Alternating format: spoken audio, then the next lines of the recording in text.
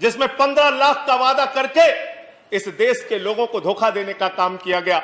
हमने देखा है वो नया भारत जिसमें 2 करोड़ नौजवानों को हर साल नौकरी देने की बात कहके 84% रोजगार घटा है। और हिंदुस्तान की आजादी के बाद पहली बार ऐसा हुआ कि 45 वर्षों में बेरोजगारी का स्तर सबसे ज्यादा अगर बढ़ा है तो इस कार्यकाल में बढ़ा है। हमने देखा है नया भारत मानव। और प्रधानमंत्री जी जिस दिन प्रचंड बहुमत लेकर आए, हम सब ने उनको बधाई दी, शुभकामनाएं। चमन में एक तलाते रंग बू से बात बनती है, चमन में एक तलाते रंग बू से बात बनती है। हम ही हम हैं तो क्या हम हैं, तुम ही तुम हो तो क्या तुम हो। इस बदलिए, इस धारणा को बदलिए, इस विचारधारा को बदलिए। आपने संघीय ढांचे का उल्लेख किया माननीय, देश के संघीय ढांचे को आप कैसे मजबूत कर रहे हैं, ये हमने दिल्ली में बहुत अनुभव किया है। आपने एक ऐसी सरकार को 4.5 साल तक चलने नहीं दिया जिसके इतिहास को अगर आप समझेंगे तो जरूर थोड़ी शर्मिंदगी आपको होगी।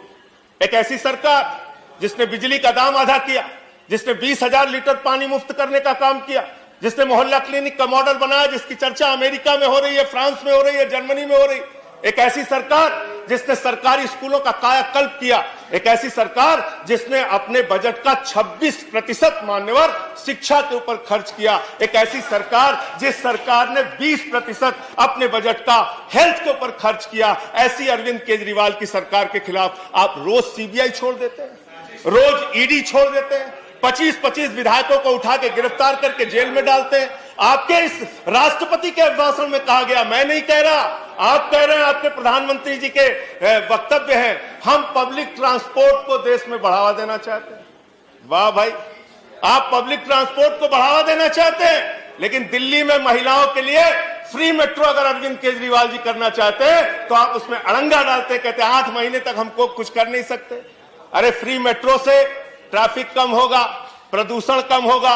जो मेट्रो घाटे में चल रही है उसको हम अपने पास से मुनाफे के बजट से पैसा देंगे, आपका लाभ होगा। इसलिए साथियों, इसलिए मान्यवर, मैं कहना चाहता हूं, जेट एयरवेज, जेट बेरोजगारी की बात अगर हम करें, जेट एयरवेज के हजारों एम्प्लॉई आपकी नीतियों के कारण बेरोजगारी की कगार पे पहुंच गए और अब तक 4 कर्मचारी उनके आत्महत्या कर चुके हैं। शिक्षा मित्र लाखों की संख्या में है, उत्तर प्रदेश में आंदोलन कर रहे हैं। प्रेरक शिक्षक लाखों की संख्या में है, पूरे देश के अंदर आंदोलन कर रहे हैं। मान्यवर, सबको 10-10, 12-12 मिनट दिया। आपका भी पूरा हो रहा है 10। साथियों, आपका 10 पूरा हो रहा है। मैं कहना चाहता हूं, किसानों के जमीन के अधिग्रहण का सवाल आया, यहां पे सदन में माननीय मंत्री जी ने बताया हम सबको मुआवजा दे रहे हैं।